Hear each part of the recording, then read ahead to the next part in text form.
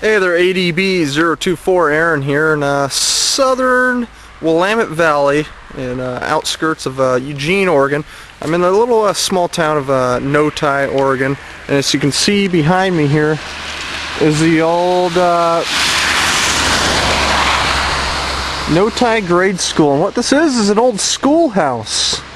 And this, I know a lot of people went to school here, and you know, we're talking this is probably possibly over 100 years old, but it's closed due to funding, and this happened actually about 10 years ago or so.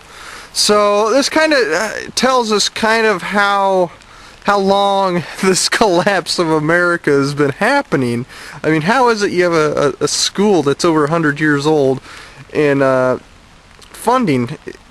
Once you've raised taxes, you keep raising taxes and funding every year, yet there's not enough funding to keep the school open for the children. So what they did, they forced them into other classrooms and other schools around the area, and even had loss of teachers.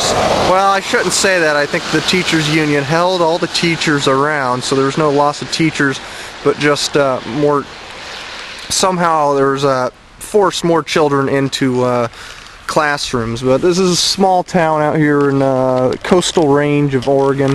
It's a it's a lumber mill town, so that's kind of cool. Most of you know, lumber built this town here, and I don't know, maybe that's why we're not you know, those jobs are fading out. But check this out. This is the old this has been abandoned for 10 years now, but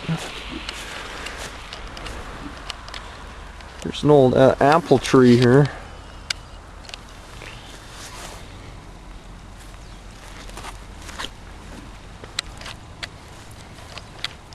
I wanted to show you guys here the turkeys. Okay, so here I am around the back of the old schoolhouse here, and as you can see, the electricity is still on. So, tell you what I know. I know that this schoolhouse is still public property. It's still owned by the school district out here. Power's still on. They still have to maintain it. Just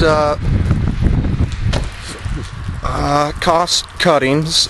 Somehow it was efficient to put children, force them into these other schools, and then bus them to these other schools. And you know, it's real sad. I don't know, you know, I know for a fact the school districts out, you know, they keep getting more funding every year, you name it. This is happening probably all over in the country. So what's going on, guys? I mean, could it be there's actually less kids here? Yeah, I know the population out here has went up, yet people are just having less children in rural America. You know, then you got to look into that. Why are people having less children in rural areas of America? And you know, I can remember playing on the playground up here, and this here gym is actually a rebuilt gym, because they did have an arson fire here one year, and the gym was burnt down, and so it's a fairly new gym. It used to be an old a gym similar to this old schoolhouse here. So a lot of money here, and what's going to happen to it? I mean, it's been 10 years now empty, and you know, I think something like this should be on a National Historic Record or whatnot if it's not being used. Something like this shouldn't go to waste.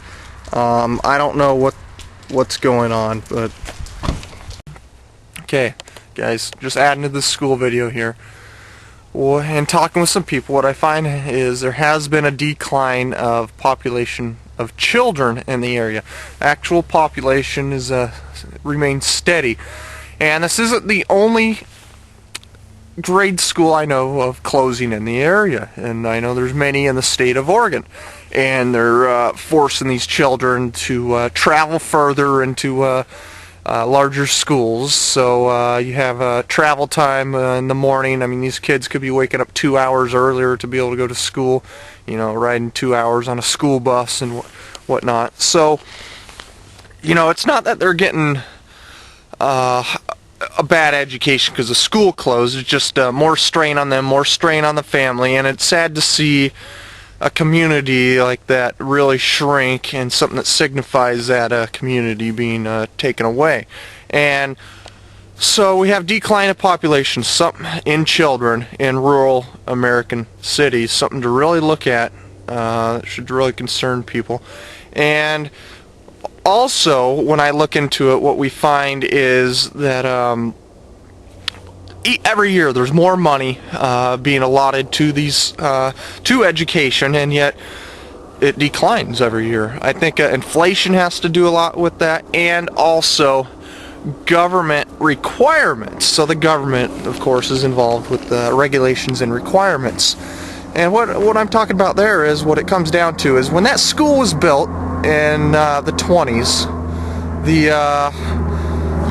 there never had to be a gym at that time. It wasn't a requirement to have a physical education teacher. There wasn't a requirement to have food services. There wasn't a requirement to have school nurse or whatever. So faculty now is 3-4 times as large as what it used to be, and that's all requirements of the government. So, you know, and who knows, every year we're getting more requirements of more faculty, and just more expenses as a whole, and it's just destroying it altogether. I mean, it just doesn't, where does it stop? It hasn't ever stopped yet. It's only getting larger and worse, and it really does hurt the children in the end. I mean, education is downhill.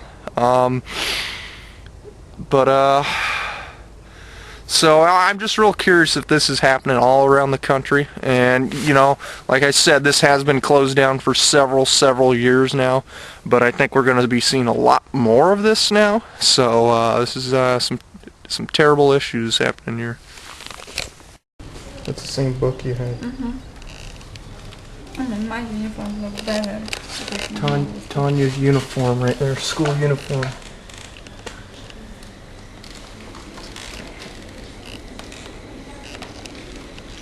And the same stuff, yeah.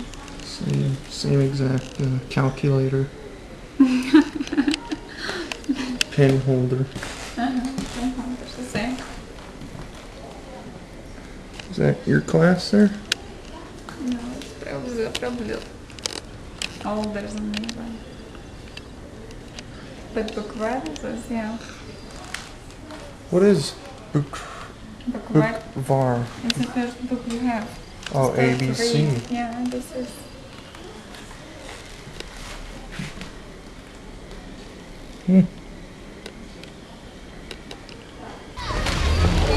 So, alright guys, I just want to show, it looks like school is out here, and I noticed all the kids are kind of wearing uniforms, but I'm told they don't have to. They just, some of them like to, and I see that some aren't, so kind of weird.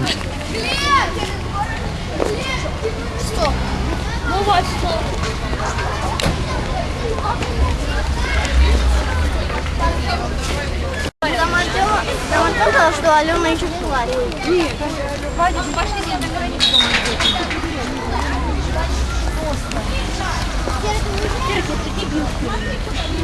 А, почитай.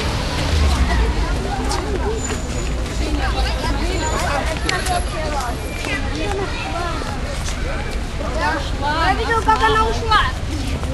Я не была в столовой. А, на столовой, да. Давай.